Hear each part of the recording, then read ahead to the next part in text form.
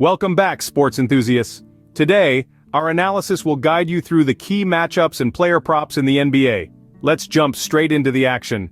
Yesterday we took a one-unit loss as we won 3 picks, but took a hit on 4. Today is a huge slate of games, so hopefully we can claw it back with today's picks. Our first matchup is between the Hornets and the 76ers. With this game, everything is at a 50-50 chance going from previous matchups. You could consider taking the Hornets to go over their team total as it's covered in 6 of the 9 matchups. For me, I'm not interested in the game markets. Instead, I concentrated on the players, and it's a familiar face and line. We are taking Paul Reed to stay under 8.5 rebounds once again. He has hit this for us numerous times with an 86% season coverage, 60% in his last 5, and a solid 86% in his matchups. We expect him to cash again with this one. Now for the Cavaliers and Pistons game. The undergame total for this one has hit 90% of the time between these two. It's almost 50-50 with the spread lines provided. Moving on to the team totals, the Cavs have stayed under their line in 8 of the 9 matchups, while the Pistons also prefer under their total as it's hit in 7 of the 9 games.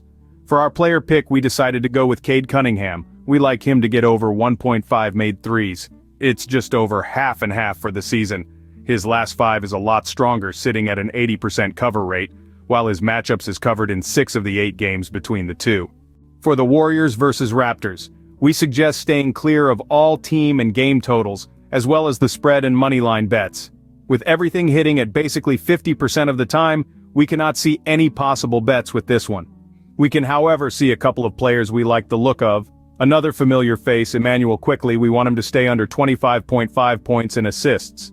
Hitting 74% of season games, only 40% in his last 5, but a solid record in matchups, hitting in 100% of the games. We also took Scotty Barnes on his under 7.5 assists line. He has stayed under in 41 of his 59 games for the season. Like Quickley, he has only hit in 40% of his last 5, while again he has 100% in all matchups. Now for the Boston and Mavs game. The spread is at 60-40ths favoring the Mavs. Not something we're interested in. Looking at the game total, it has covered in 4 of the 5 matchups. The team totals are a different story. The Mavs have stayed under their line in all 5 matchups, while Boston also stay under their line 60% of the time. We have nothing to share with the players for this one. So on to the Pacers and Pelicans matchup. I do like the game total to stay under in this one. It's covered in 80% of matchups. For the spread, the stats favor the Pacers +4, as it's covered in 4 of the 5 matchups. For the team totals, the more appealing one would be the Pelicans to stay under their line, as it's covered 80% of the matchups. We again had 2 player picks in this game. First up, we went for Herbert Jones to go over 11.5 points. He has only covered the line 50% of the season in matchups. His recent fort, however, is very strong. We also took Pascal Siakam to hit over 3.5 assists. A nice-looking season coverage, paired with his 80% matchup cover rate. We thought it was worth a shot. Now for the Blazers versus Grizzlies. Over 209.5 game total is looking spiced, with a 90% coverage in 9 matchups. Also, both teams have gone above their team totals in 7 of the 9 games between them, while the spread lines sit at a 50-50. We are taking Vince Williams under 22.5 points and assists. He has a huge 90% season coverage for this line. His last 5 is looking good also, as he's stayed under 80% of the games. And with only 1 matchup, we are hardly considering this stats. We also like the look of Santi Aldama line for under 16.5 points and assists. His season is also at a nice coverage, hitting in 38 of his 47 games. His last 5 and matchups have covered 100% of the time, making this one look solid. For the Kings and Timberwolves game, the over game total is looking the strongest. It's managed to hit in 7 of their 9 matchups. The same goes for the Kings to go over their team total line of 108.5.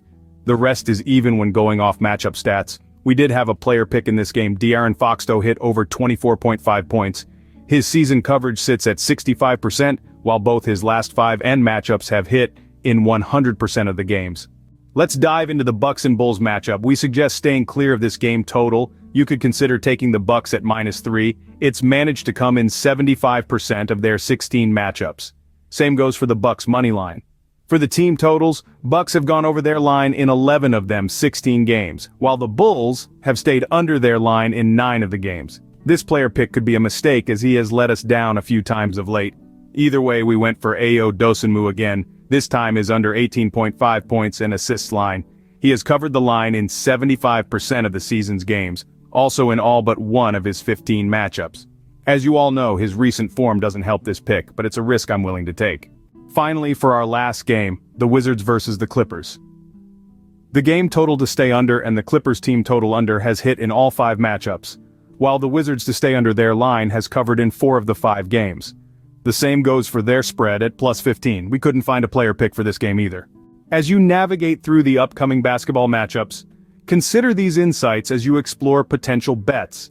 Remember, sports predictions inherently involve uncertainties, so always exercise your judgment and consider additional factors. Whether you choose to follow these suggestions or not, may your basketball viewing experience be filled with excitement and the thrill of the game.